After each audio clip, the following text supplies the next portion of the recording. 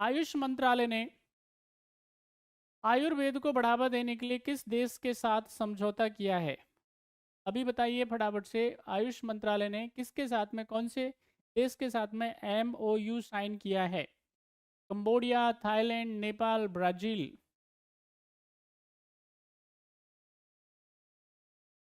Question आपकी screen पे है, सारे बच्चे आंसर करिए।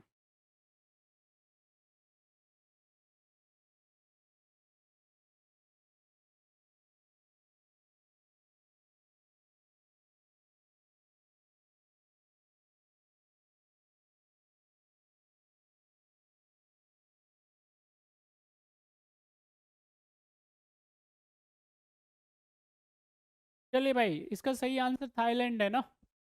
देखिए अभी क्या है हमारी, यहाँ पे मैं कहूँ आपसे किसके बारे में, आयुष मंत्रालय के बारे में। तो आयुष मंत्रालय की और थाईलैंड गवर्नमेंट के अधिकारियों की क्या है, अभी दिल्ली में जस्ट आप हमसे ज़्यादा दूर नहीं है, हैदराबाद हाउस है, बड़ी बढ़िया। वहाँ पे आपको अच्छी क्या मिलेगी, वहाँ पे बिरयानी मिलती है, खाना पीना बहुत बढ़िया मिलता है, कभी मौका मिले तो जाओ। और आम होटलों के जैसा ही खाना पीना होता है, सस्ता होता है और बढ़िया लोकेशन है कि नहीं। इंडिया गेट से जस्ट पास में ही आपको दिख जाएगा, है ना।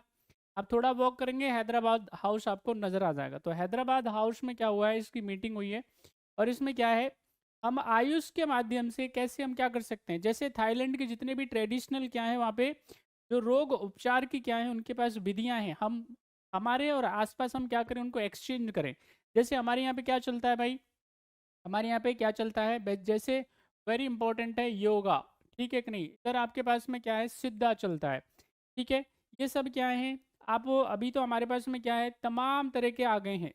सिर्फ अगर मैं एलोपैथी को छोड़ दूं तो हमारे पास में पुराने टाइम पे क्या है, सुश्रुत समझते हैं आप, चरक संहिता के बारे में सुना होगा, पतंजलि के बारे में सुना होगा। ये सब क्या है, ये योग और सारे सारे हमारे यहाँ पे क्या है, ये डॉक्टर्स तो हैं। ये सब के सब इनको क्या बोलेंगे आप, इनको डॉक्टर्स बोलेंगे। बात समझ में आ रही है। आज के डॉक्टरों के जैसे नहीं है।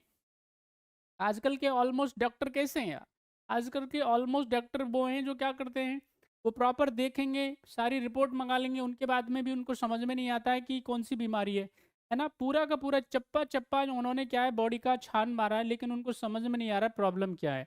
और पहले के जो जितने भी क्या हैं, जो मैं डॉक्टरों की बात कर रहा हूँ, वो सिर्फ नब्ज पकड़ते थे और उसके बाद में क्या बता देते कि भाई ये प्रॉब्लम है, उनके बाद में ट्रीट हो जाता था।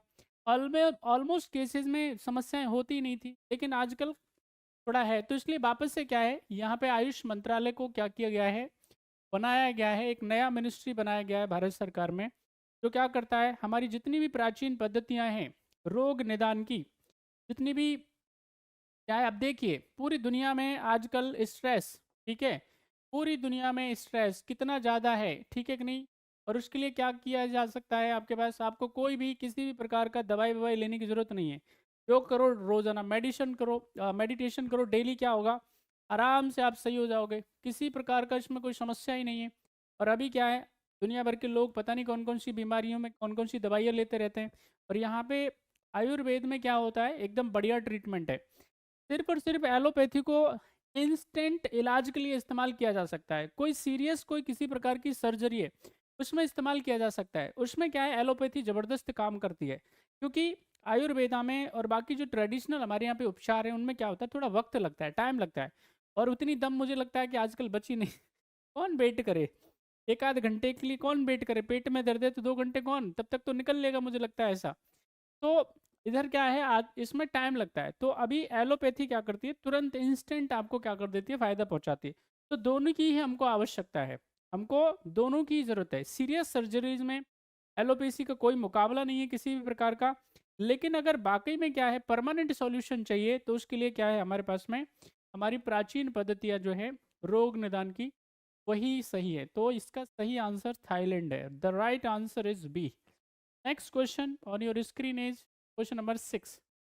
आपको बताना है इसमें से नेट जीरो प्रोड्यूसर फोरम के बारे में।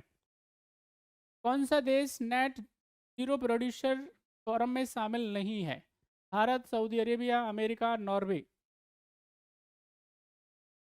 Net zero producer forum NPF के बारे में बताना है आपको फटाफट से, क्या है? नेट जीरो प्रोड्यूसर फोरम के बारे में कौन सा देश इसमें शामिल नहीं है? फटाफट से बताइए।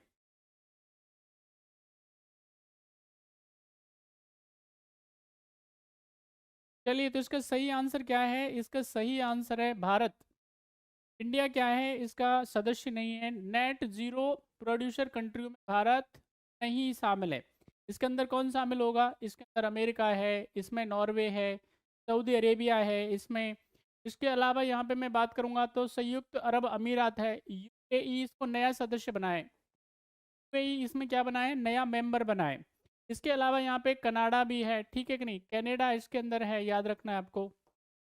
तो ये कंट्री सब किसके? कतर इसके अंदर शामिल है। 6 देश हैं इसके अंदर, ठीक है? भारत इसमें नहीं है। ये तो हमने आपको 6 देश बताए, ये सब ऐसे हैं जो क्या करते हैं, सबसे ज़्यादा तेल प्रोडक्शन करते हैं पूरे। अगर मैं ऑयल प्रोडक्शन की बात करूँगा, ठीक है कि नहीं? ऑयल प्रोडक्शन का लगभग आप ये 45% क्या करते हैं, प्रोड्यूस करने का काम करते हैं। गैस की अगर मैं बात करूँगा, नेचुरल गैस की, तो लगभग 40% के आसपास ये क्या करते हैं, ये 5-6 देश मिलकर के प्रोड्यूस करने वाले हैं। और इमिशन की बात करेंगे तो आप सब बच्चे जानते हैं, अमेरिका पहले नंबर पे आता है इमिशन के मामले में, चाइना दूसरे नंबर पे आता है और भारत आता है तीसरे नंबर पे। कार्बन इमिशन की बात करेंगे तो हमारा जो परसेंटाइल है, ऑन एन एवरेज लगभग हम 6% क्या करते हैं, कार्बन इमिशन करते हैं, ठीक है कि नहीं, एज पर द रिपोर्ट्स। अब यहाँ पे आप देखेंगे इसको क्या करना है, कम करना है। तो ये चाहते हैं कि 2050 तक क्या हो जाए, हम इसको कार्बन इमिशन को क्या कर दें, 0 तक लेकर के आ जाएं। हमारा भी पर्पज़ यही है।